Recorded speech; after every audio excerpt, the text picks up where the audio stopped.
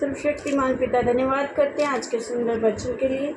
खुदावन हरी को बड़ी बरकत दे, आशीष कर पिता, यीशु नाम से मांगते हैं, आमीन। पढ़ेंगे दूसरा शमूएल 7 अध्याय। दाऊद को नतान नबी का संदेश।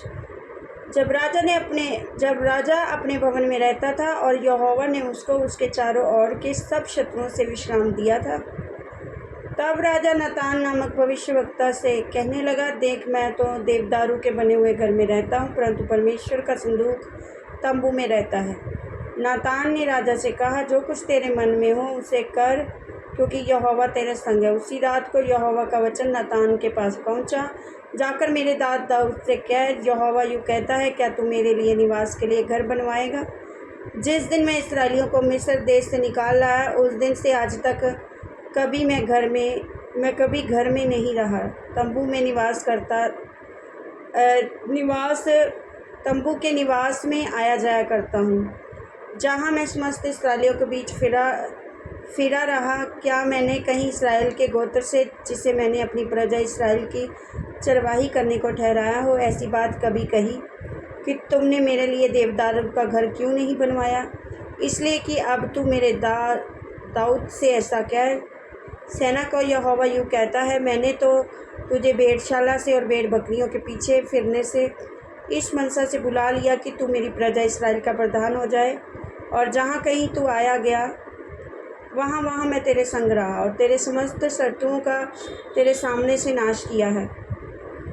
फिर मैं तेरे नाम को पृथ्वी पर के बड़े बड़े लोगों के नामों के समान महान कर दूँगा, और मैं अपनी प्रजा इस्राएल के लिए एक स्थान ठहराऊँगा और उसको स्थिर करूँगा कि वह अपने ही स्थान में बसी रहेगी और कभी चलायमान ना होगी, और कुटिल लोग उसे फिर दुख ना देने पाएंगे, जैसा कि वे पहले करते थे। वरन उस समय से जब मैं अपनी प्रजा इस्राएल के ऊपर न्याय ठहराता था, और मैं तुझे तेरे समस्त शत्रुओं से विश्राम दूँगा। यहोवा तुझे ये भी बताता है कि यहोवा तेरा घर बनाए रखेगा। जब तेरी आयु पूरी हो जाएगी और तू अपने पुरखों के संग सो जाएगा, तब मैं तेरे निज वंश को तेरे पीछे खड़ा करके उसके राज्य को स्थिर करूँगा। मेरे नाम का घर वही बनवाएगा और मैं उसकी राजगद्दी को सदैव स्थिर करूँगा। मैं उसका पिता ठहरूँगा और वह मेरा पुत्र ठहरेगा। यदि वह अधर्म करे तो मैं उसे मनुष्यों के योग्य दंड से और आदमियों के योग्य मार से ताड़ना दूँगा, परंतु मेरी करुणा उस पर से ऐसे ना हटेगी जैसे मैंने शाऊल पर से हटा ली थी। उसको तेरे आगे से दूर किया था, वरन तेरा घराना, तेरा राज्य मेरे सामने सदा अटल बना रहेगा। तेरी गद्दी सदैव बनी रहेगी।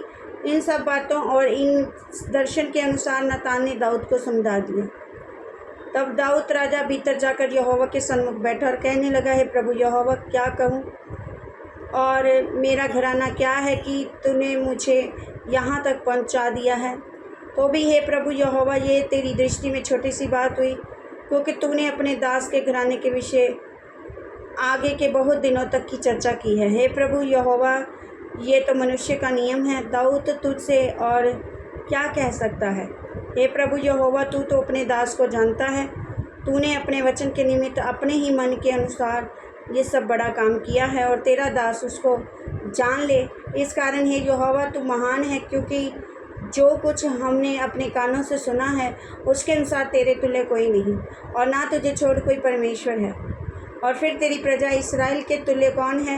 वह तो पृथ्वी भर में एक ही जाति है, जिसे परमेश्वर ने जाकर अपनी निज प्रजा को छुड़ाया, और इसलिए वे अपना नाम करें और तुम्हारे लिए बड़े बड़े काम करे। और तू अपनी प्रजा के सामने, जिसे तूने मिस्री आदि जाति जाति के लोगों से और उनके देवताओं से छुड़ा लिया, अपने देश के लिए भयानक काम करे। और तूने अपनी प्रजा इस्राएल को अपनी सदा की प्रजा होने के लिए ठहराया। और हे यहोवा, तू आप उसका परमेश्वर है।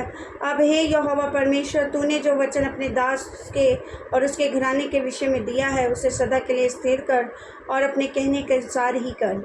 और ये कर कि लोग तेरे नाम की महिमा सदा किया करें कि सेनाओं के यहोवा इस्राएल के ऊपर परमेश्वर है, और तेरे दास दाऊद का घराना तेरे सामने अटल रहे।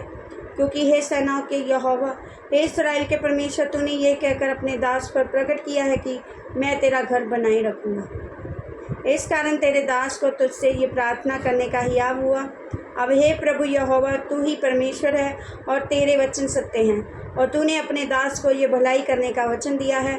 तो अब प्रसन्न होकर अपने दास के घराने पर ऐसी आशीष दे कि वह तेरे सम्मुख सदा बना रहे, क्योंकि हे प्रभु यहोवा, तूने ऐसा ही कहा है, और तेरे दास का घराना तुझसे आशीष पाकर सदैव धन्य रहे। आमीन।